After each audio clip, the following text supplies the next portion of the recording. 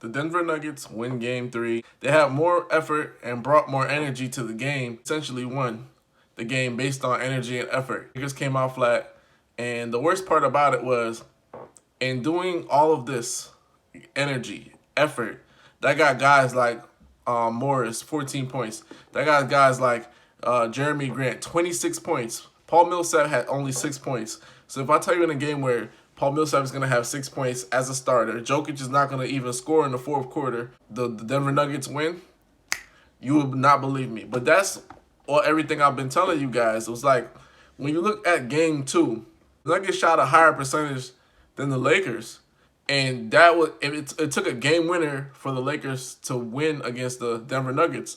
So Mike Malone did exactly what I thought he was going to do. He's preaching like, hey guys, look, we were just a game winner away from winning the series being 1-1 and then tonight so 2-1. So we really should be up 2-1 instead of down 2-1. And that's kind of the mindset and mentality that they want to use. The Denver Nuggets shot 54% from the field, 37% from 3. The Lakers shot 51% from the field and 23% from 3. So essentially, it just came down to a couple 3-point shooting and energy and effort.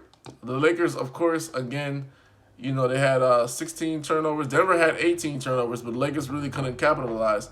And the fourth quarter, the Lakers made a run, but they were so far behind that they couldn't sustain it. Overall, you got to tip your hat to the Denver Nuggets because they're very resilient. Jamal Murray had 28 points, 10 for 17, very efficient. He had 12 assists and 8 rebounds. And on the Lakers side, if you look at, Jokic had a good game, 9 for 14. But here's what killed me with Jokic, 22 points. He was killing in the beginning and he didn't finish. So let's just say one of the Lakers really got hot in the fourth quarter. They would have needed Jokic to close it out, but it was bad. It was okay. Anthony Davis, 27 points, only 2 rebounds. Here's the riddle. What do you a center that only gets 2 rebounds? A point guard or a small forward.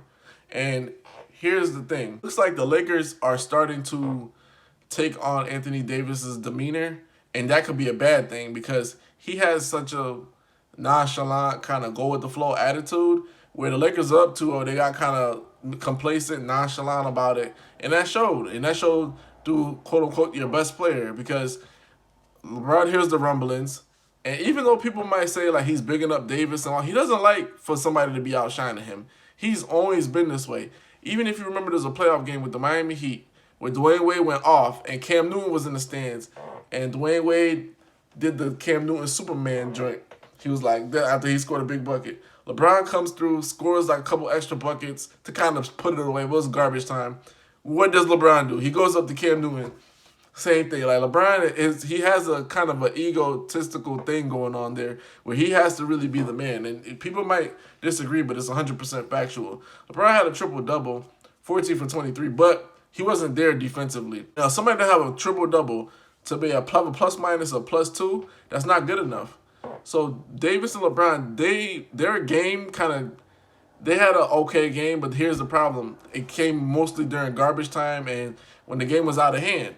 So it's crazy how people use stats to tell the stories of everything, but you really gotta watch the game to see what really took place.